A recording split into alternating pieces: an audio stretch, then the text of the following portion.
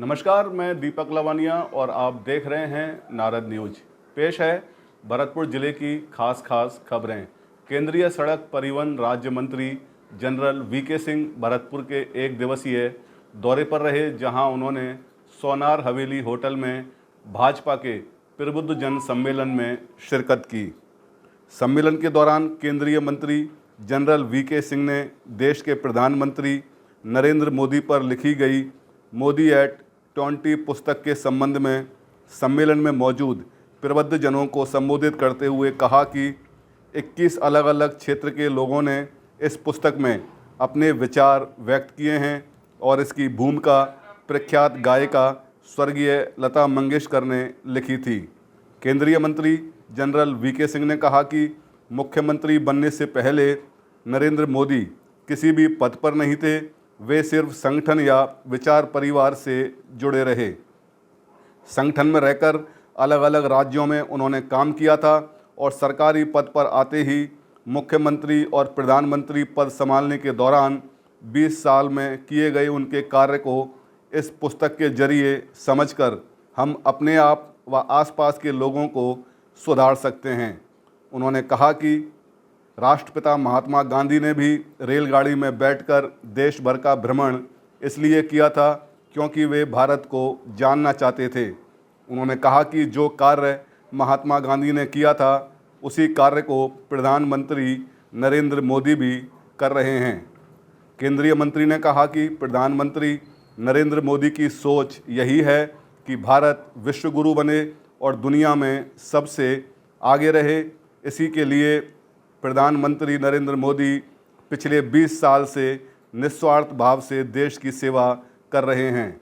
समारोह में पूर्व मंत्री वासुदेव देवनानी, जिला प्रमुख कुंवर जगत सिंह, सांसद रंजीता कोली, भाजपा के प्रदेश महामंत्री भजनलाल शर्मा, भाजपा के जिला अध्यक्ष डॉक्टर शैलेश सिंह, संभाग प्रभारी मुकेश दादीच, महेंद्र जाटव, संत डॉक्टर कौशल किशोर महाराज के अलावा भाजपा के अनेक पदाधिकारी और कार्यकर्ता मौजूद रहे।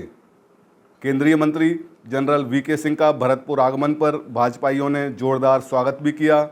भाजपा किसान मोर्चा के जिला अध्यक्ष मोहन सिंह रारे के नेतृत्व में रारे बॉर्डर पर केंद्रीय मंत्री का स्वागत किया गया। साथ ही शहर के अन्य स्थानों पर भी भाजपाइयों ने साफा माला पहनाकर केंद्रीय मंत्री जनरल वीके सिंह का स्वागत किया। 24वें सेना अध्यक्ष के रूप में भी काम किया है और 2012 में रिटायरमेंट के बाद आपने जब देखा कि देश में जिस तरह से भारतीय जनता पार्टी और नरेंद्र मोदी जी काम कर रहे हैं, उनसे आपने प्रभावित होकर के भारतीय जनता पार्टी की रीति नीति, उसका काम और जनमानस पर विश्वास। भरतपुर जिले में राजनीतिक दृष्टि से 7 विधानसभा क्षेत्र लगते हैं। एक लोकसभा क्षेत्र है जिसमें पड़ोसी जिले अलवर की भी एक विधानसभा कटुमर शामिल है।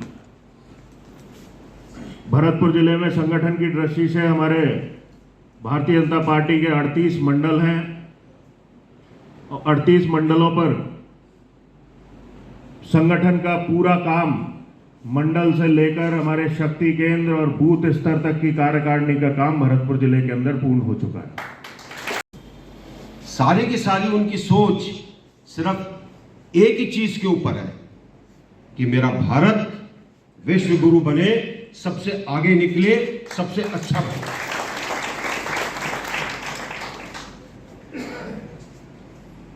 और इसके लिए निष्काम निस्वार्थ काम करने की जरूरत है और यही मोदी जी ने अपने 20 साल के अंदर करके दिखाया है, जिसको अलग अलग 21 लोगों ने उसका अपने अपने अनुभव उसके अंदर लिखे। हम अगर देखें कि मोदी जी क्या कहते हैं, आपने शुरू में सुना होगा, वो उन्होंने कहा कि मैं देश के गरीबों के लिए, वंचितों के लिए, शोषितों के लिए, किसानों के लिए, युवाओं के लिए और महिलाओं के उत्थान के लिए कार्य करना चाहता हूं। याद करिएगा, बहुत सी उनकी ऐसी जगह पर उन्होंने जहां पर बोला, उन्होंने इन चीजों को बोला और ये चीज जैसे मैंने आपको कहा उसमें से निकल कर आई जो उन्होंने 6000 से ज्यादा जो गांवों का दौरा किया कि कैसे लोगों को आगे बढ़ाना है, कैसे हमारा देश आगे बढ़े। पहली चीज जो उन्होंने की, उन्होंने देखा कि जो हमारे अलग अलग सरकारी संस्थानों में जो लोग काम करते हैं, जब वो पेंशन लेते हैं तो कईयों को पेंशन 25 रुपये मिलती थी, 50 रुपये मिलती थी।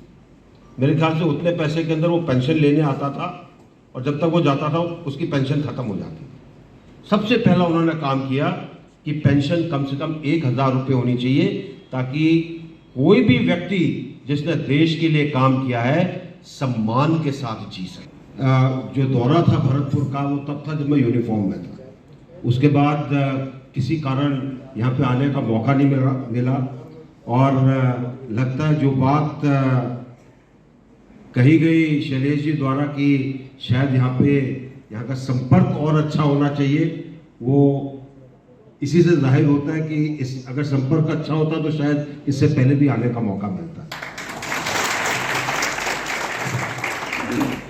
तो उसके लिए कार्रवाई पहले ही शुरू करा दी है, इससे पहले कि शैलेश जी ने बोला, और आशा है कि जल्दी उसके ऊपर काम होगा और आपकी जो संपर्क की जो एक रिक्वायरमेंट है वो जरूर पूरी होगी। मोदी एक्ट 20 पुस्तक के बारे में देवरानी जी ने काफी विस्तार से आपको बताया कैसे 21 अलग अलग क्षेत्र के लोगों ने अपने अपने विचार इस किताब के अंदर डाले हैं। इसकी भूमिका जो है वो लता मंगेशकर जी ने लिखी है। आगे ये इसका अनुवाद भी होगा, आपको पढ़ने को भी मिलेगा। लेकिन मैं जो बात करूंगा आपसे वो ये करूंगा कि इसका आशय क्या है। आखिर प्रबुद्धजन यहां पर इकट्ठे हुए हैं, यानी हम इस पुस्तक से क्या चीज ऐसी है जिसको लेकर हम आगे बढ़ना चाहते हैं, उससे प्रेरणा लेना चाहते हैं। पहली चीज जो समझने की है वो ये है, मोदी जी मुख्यमंत्री बनने से पहले किसी पद पर नहीं थे। मोदी जी या तो संगठन में थे या वो विचार परिवार के अंदर थे। अलग अलग प्रदेशों के अंदर संगठन मंत्री रहे, अलग अलग जगह उनको अलग अलग जिम्मेवारियां दी गई। लेकिन एक जो सरकारी पद होते हैं, एक सरकारी जो तंत्र होता है, उसके अंदर वो नहीं आए जब तक वो मुख्यमंत्री नहीं बने। और मुख्यमंत्री बनने के बाद और फिर प्रधानमंत्री बनने के बाद जो उन्होंने काम किया है अपने 20 साल में, अगर उसको हम देखें, उसको समझें, तो हमें पता चलेगा कि किस प्रकार हम इससे सीख लेकर अपने आप को सुधार सकते हैं, अपने आसपास वालों को सुधार सकते हैं। उन्होंने जब वो संगठन में रहे, अलग अलग जगह पर गए, अलग अलग लोगों से मिले, अलग अलग देश के किनारों से और हजारों गांवों से उन्होंने देखा कि असली चीज क्या है भारत के अंदर। और इसको आप कंपेयर करिए, गांधी जी ने भारत आने के बाद क्या किया था? रेलगाड़ी में बैठ के वो घूमे थे कि नहीं घूमे थे? क्यों घूमे थे? वो भारत को जानना चाहते थे, वो भारत को देखना चाहते थे। और भारत शहर में नहीं बसता, भारत गांव में बसता। यही चीज मोदी जी ने की। और अगर आप उनके कार्यशैली को देखें, उनकी बातों को देखें, आपको इस चीज का आभास होगा कि जितना भी राजनीतिक बड़े नेता हुए हैं, चाहे भारत में हुए हों चाहे बाहर हुए हों, उन्होंने उन सब के बारे में पढ़ा है, उसका विश्लेषण किया है और उसके बाद उस विश्लेषण के बाद उन्होंने वो चीज़ निकाली है जिससे कि देश आगे बढ़ सके। जो पूरा का पूरा आयोजन था वो पूरे देश में चल रहा है। एक पुस्तक लिखी गई है मोदी एट 20, यानी कि मोदी जी के 20 वर्ष। अलग अलग लोगों ने उसमें अपने विचार प्रस्तुत किए हैं। उसमें उसका आशय क्या है, उसके पीछे क्या है, उसकी विचारधारा क्या है, उसके बारे में बातचीत करते हैं। और मैं भरतपुर के सभी प्रबुद्धजनों को, मीडिया को, हमारे भारतीय जनता पार्टी के सभी पदाधिकारियों को और कार्यकर्ताओं को धन्यवाद देता हूँ कि उन्होंने बहुत सफल आयोजन किया और लोगों के साथ बातचीत करने के अंदर, लोगों के साथ अपने विचार प्रस्तुत करने के अंदर मुझे बहुत खुशी है। सर बिल्यूर विषय नहीं है, लेकिन मैं आपको कहना चाहूँगा कि कई चीज़ें जो लोग बात बोलते हैं वह वस्तुस्थिति नहीं है, वो एक्चुअल ग्राउंड की स्थिति नहीं है, इसलिए आपने कभी उसके ऊपर फौज से बयान नहीं सुना। तो बाकी जो लोग कई बार बोलते हैं उनके अलग अलग मतलब होते हैं, अलग अलग चीज़ें होती हैं।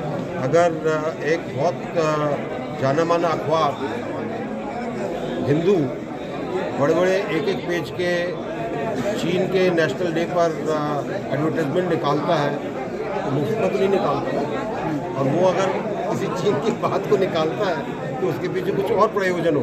जनरल साहब कांग्रेस चीज़ों का इस्तेमाल ये 2014 के बाद एक बहुत बड़े रूप के अंदर भारत ने इंडियन ओशन रिम कंट्रीज़ के अंदर इस चीज़ को रखा था कि समृद्धि के लिए हमको ब्लू रेवोल्यूशन के ऊपर ध्यान देना चाहिए।